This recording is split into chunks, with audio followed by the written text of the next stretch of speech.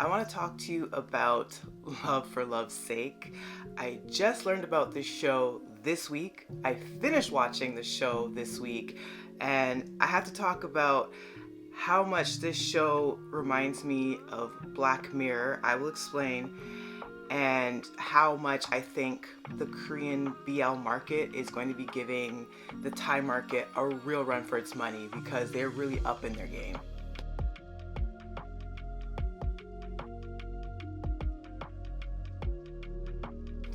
Hi, I'm Monique. I am the host of Off by Purple Heart podcast, where I talk to you about K-dramas, C-dramas, BTS, and basically whatever else I want to talk about.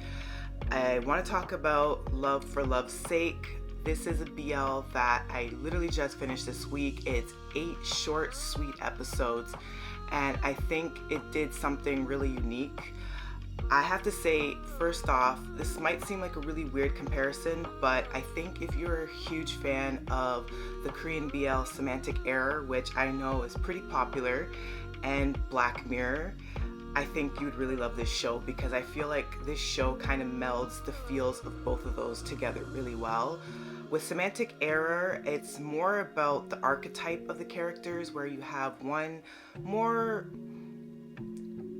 extroverted character but has, a deeper level to him, and seemingly has a bright personality but has a little bit of darkness to him, and the very introverted counterpart who also has their lighthearted moments when you really scratch beneath the surface, and just having really good on-screen chemistry and a really interesting stylistic filming choices that set the shows apart.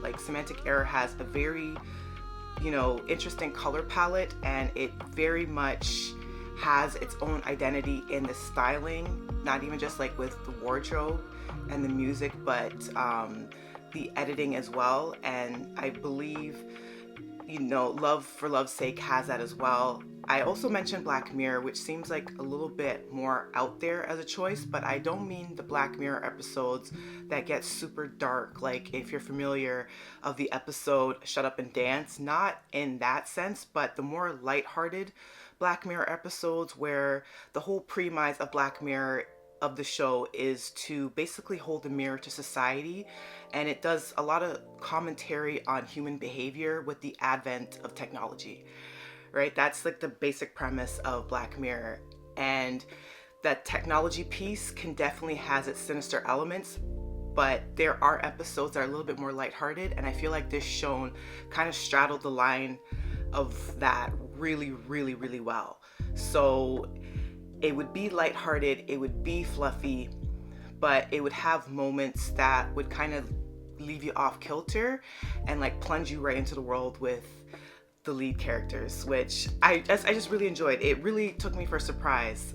So for the basic synopsis of the show, we have 2 main characters. We have Tae Myung-ha, who's our main lead. We're introduced to him in a bar late at night. He's a 29-year-old. He's pretty depressed and has a very cynical, poor outlook on life. And he's just kind of commiserating with his friend. And his friend just so happened to be developing a multi-layered storyline for a game that's going to be centered around love. And while they're discussing this, a lot of Tae Myung-ha's bitterness kind of seeps through, and this friend is kind of looking at him kind of weird, and it starts kind of grilling him and narrowing down, what is it that you have a problem with my storyline, and what is your problem about love, and just in general how you view the world. And Myung-ha is getting more and more progressively drunk, and the show starts to kind of become a little bit more surreal until finally Tae Myung passes out drunk. He wakes up, he's transported into a game. So seemingly the same game that his friend was talking to him about. And now he's no longer the 29-year-old in his current reality, but now he's a 19-year-old in this game, and he has one objective and one objective only, and it's to make a certain character happy. and this character's name is Cha Yewon. So his objective is to make Yewon happy, and he only has a certain amount of days to accomplish this task. And if he does not accomplish it in the time frame that he's given, the consequences can be very, very fatal, and it could put him in jeopardy for ever returning back to his actual reality.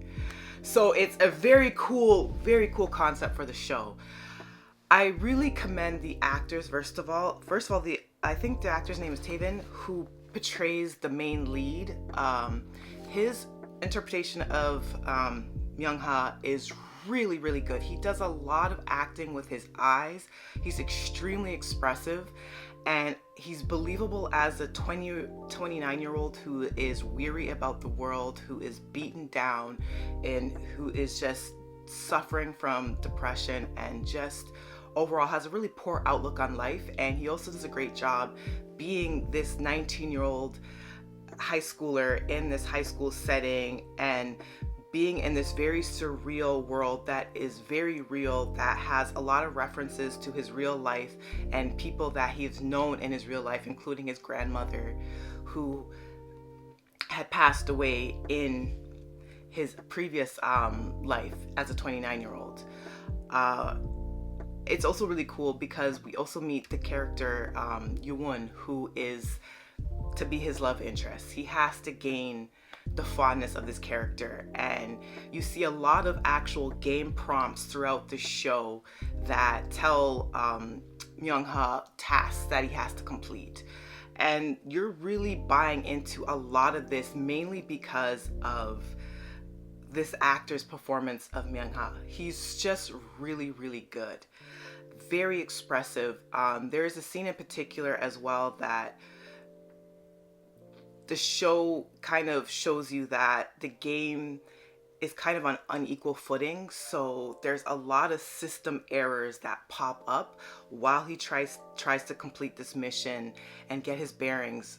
It's very difficult, and you as a viewer, you go from feeling really lighthearted and fluffy because there's like some comedic moments, there's some really cutesy romantic moments, and then the show will kind of shift tones and you'll suddenly feel really unsure, and you'll feel almost like this feeling of being in like a glass fishbowl and just feel very claustrophobic, like everything is closing in on you. And it's mainly due to the performances of these actors, including the main lead. He just does such a great job in this world. It is just really, really great to watch. As far as his love interest, Yewon, I think the actor that portrays the love interest as well does a phenomenal job. He's also extremely expressive with his eyes. When these two first characters meet, he is very closed off, mainly because he's just reeling from the death of his own grandmother as well in the game, which may or may not be inspired by the true events of Myung-ha. He's reeling from that, and he's genuinely a very introverted character, doesn't interact with a lot of the other student body, so he has a lot of walls built up, and he's of course very suspicious of our main lead character, and he gives them one hell of a hard time. But when he actually does start to lower his walls a bit, he becomes like this really super sweet like puppy dog.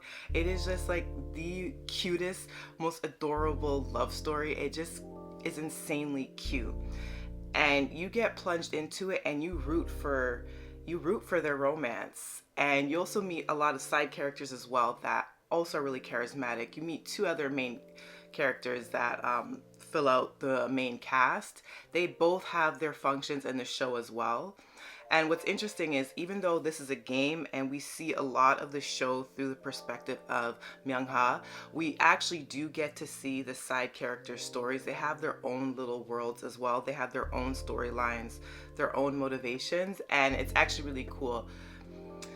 One of the other things that I really enjoyed about the show is how well it rackets up tension. So as I had mentioned, it has like a Black Mirror-esque element to it, not even just because the main lead goes from reality and is like plunged into this virtual game that is very realistic almost seems like his actual life, but he's a 19-year-old.